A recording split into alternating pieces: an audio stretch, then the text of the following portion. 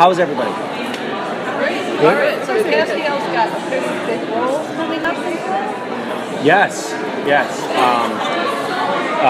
In the very beginning of this, I mean, I can't tell what he's doing for the whole season because I don't think anybody knows, but we have scripts through the first 8, or outlines anyway, through the first 8 episodes, so I have a pretty good sense of what's happening for the first half-ish, for the first third of the season. And Cass comes out swinging in the beginning of the season, and he's a man on a mission trying to hunt down Lucifer.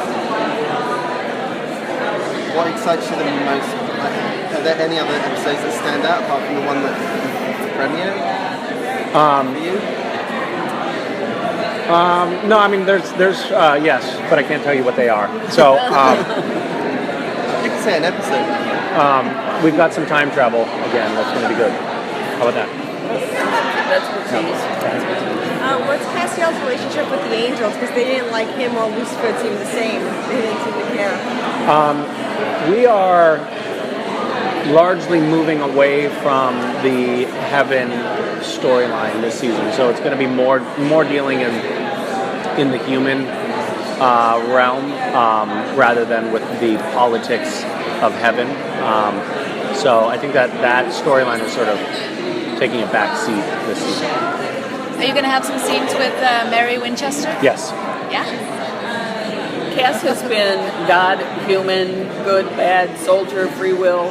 What would you like to see Cass end up as? Well, this is the first time this has happened, but at the end of last season, people asked me that question, and I said that I would like to see Cass kind of get his mojo back. For a long time on the show, Cass has been, in one way or another, hobbled because the writers didn't want him to be too powerful, didn't want him to be able to solve Sam and Dean's problems with the snap of his finger all the time.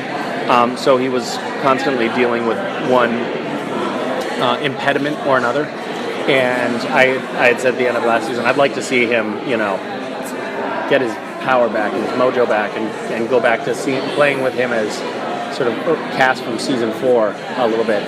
And every time I've had an idea of what I'd like to see happen with the character, it's gone in the opposite direction. So I was fully expecting that not to come to pass, but it has. That's where we are with it. So. How do the themes of last season compare to this season?